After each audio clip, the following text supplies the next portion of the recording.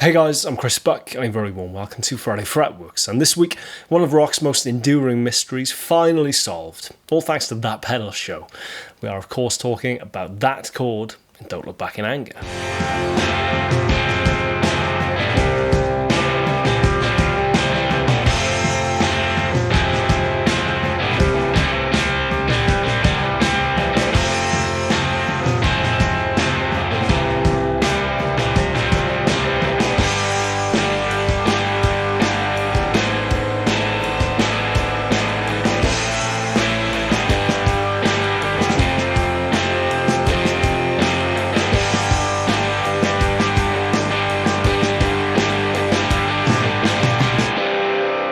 So if you're a working guitar player, especially here in the UK, odds on, at some point you will have played Don't Look Back in Anger, invariably to the drunkest people you've ever seen, all absolutely screaming the chorus back at you.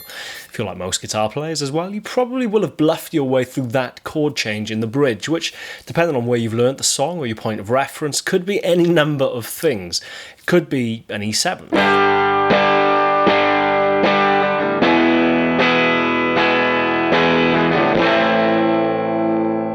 Could have just sharpened the root in a power chord.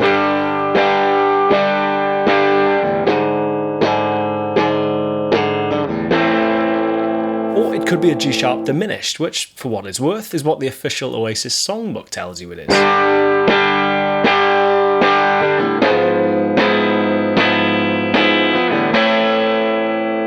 Now, I'm certainly not the guy to delve too deeply into theory or chord harmony, especially in today's video, but it's a fairly natural question at this point to say what on earth is a diminished chord. Admittedly, out of context, they can sound extremely discordant. Now, to simplify it, we can essentially think of a diminished chord as best used as a passing chord to inject a bit of tension and drama and forward motion into a chord progression, very much leading your ear to that resolution chord. Now, there are countless examples of diminished chords being used to incredible effect throughout popular music, but in the case of Don't Look Back in Anger, which is in the key of C major, it's interesting to see how the G sharp diminished is used as a passing chord between the 5th chord of the key, G, and the 6th chord of the key, A minor. Now, hypothetically speaking, Oasis could have done away with that and stayed put on the G, but in this next simulation that I've recorded, you'll see how it's lost that expectation and natural leading resolution to the A minor when you simply don't play that G sharp diminished. It just doesn't sound the same.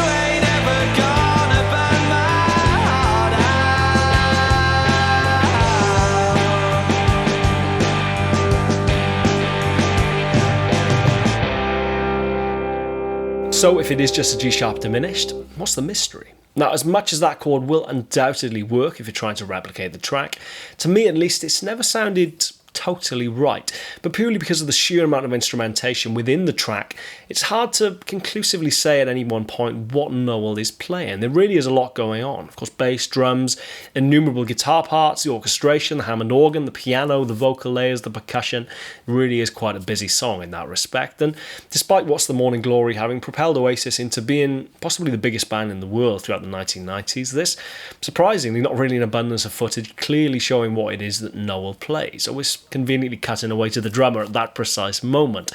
The best bit of footage I've been able to find is from an Oasis show at Wembley Stadium in the year 2000, where, for all of the world, it looks like Noel just simply moves a G sharp major shape up 1 fret, which, if you play that, sounds like this. Now, as a consequence, there has been an insane amount of speculation over the years in regard to what that chord actually is.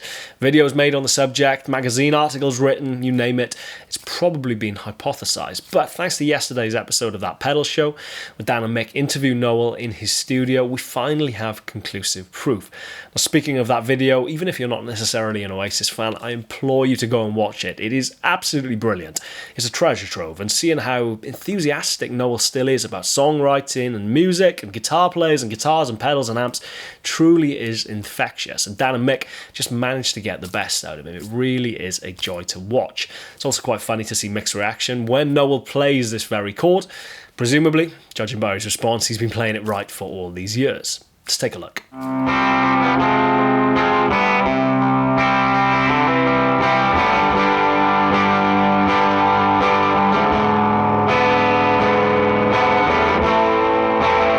So what is that chord?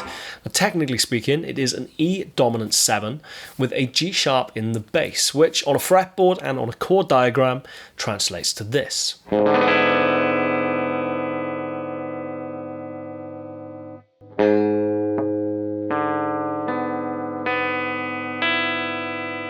Straight away, that's it. You can tell that is that sound. It's got that slightly jangly, discordant quality of those open strings ringing against those fretted notes. Couple that with all of the extra instrumentation and orchestration, not least of which the bass guitar actually, with that chromatic run up from G to G sharp to A minor. But all of that together, you have it. You have that iconic sound and that iconic chord.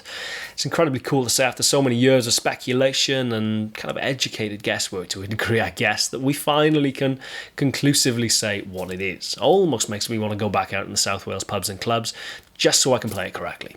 Almost, anyway. As ever, I'm Chris Buck. This is Friday Fretworks. Please subscribe, hit the bell icon if you haven't already. And I shall see you next week for another episode of Friday Fretworks. Cheers, guys. Take care. I'll see you soon.